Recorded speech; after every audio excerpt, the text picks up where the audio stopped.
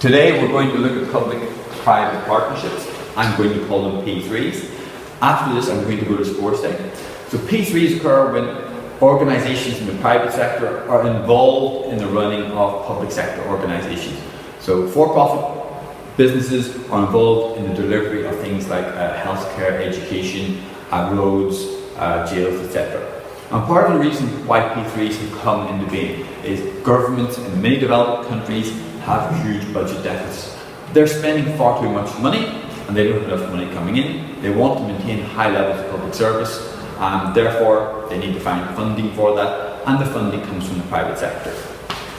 Okay, so the private sector and the public sector work together on some of these projects. So you can see here the US national debt is currently just below $21 trillion and going higher.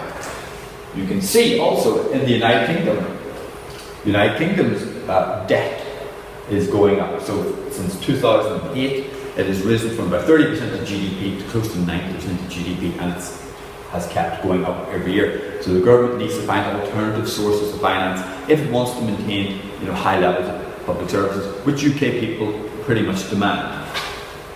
Now, the advantages to the government of P3s are hopefully they spend less money or they have to borrow less money.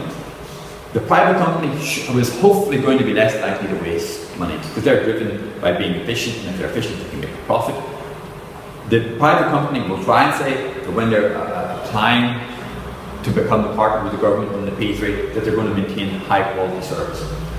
The disadvantages of P3s is because the private company is maybe primarily motivated by making a profit, what happens to the level of service? Does it actually go down?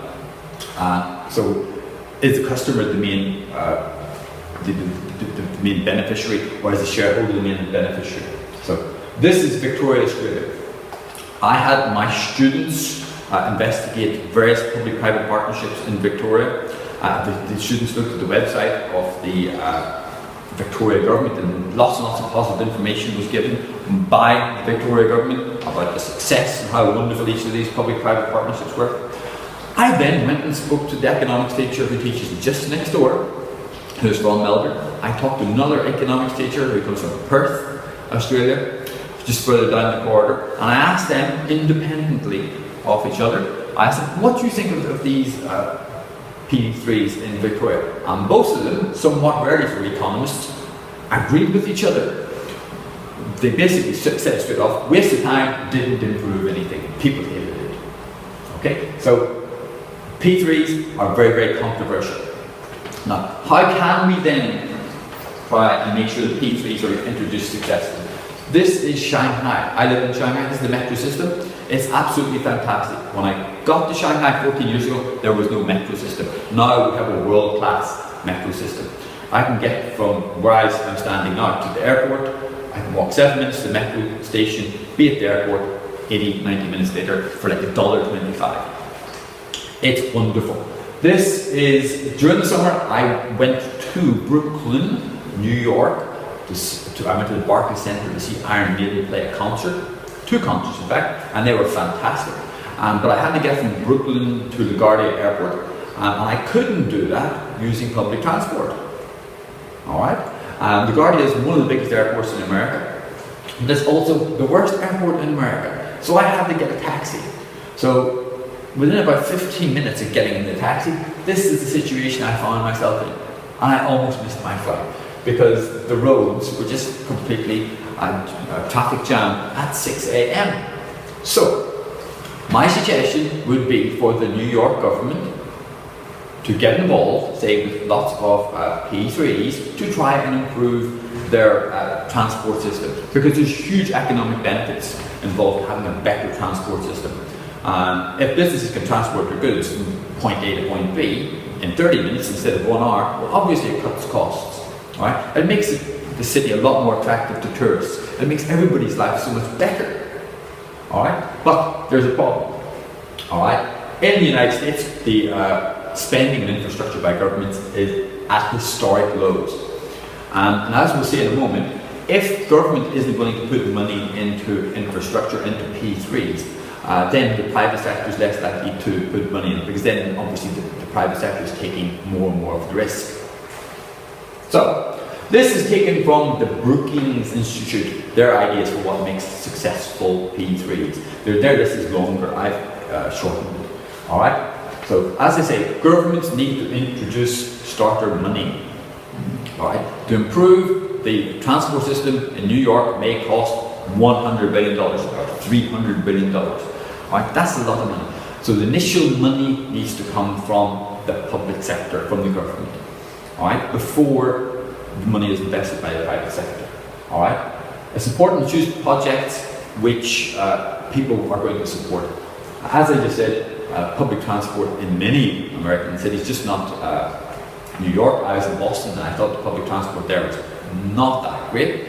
I'm sure that the public would be more willing to get behind that than they may other projects. In the United Kingdom, as I say, the public is very, very sceptical about private companies running public schools or hospitals. So transport is something a lot of people will get behind very, very quickly. Alright. Must choose projects which are going to attract private investors. The private company must be able to see that they're going to make a profit out of it. Alright? Hence why projects must be chosen for economic reasons. Politicians quite often aren't that interested in choosing projects which are best for economic reasons. Building a road may well take 40, 50 years before it's built, before the people can make a profit out of the road, and roads aren't very, very sexy. Having new hospitals and things are more sexy. Alright? So projects must be chosen for economic reasons. Certainty. Quite often in many cities, the power inside the city changes hands from, let's say, a right-wing party to a left-wing party, and it flips back again later to a right-wing party. And so businesses fear uncertainty. That say they've signed a contract to run the P3 with a right-wing free market local government, and then the right-wing local government gets put out and is replaced by a left-wing local government. The fear for the private company is that the left-wing local government is going to scrap the project. So there needs to be a lot of certainty that that will not happen. Otherwise, the private company would get involved.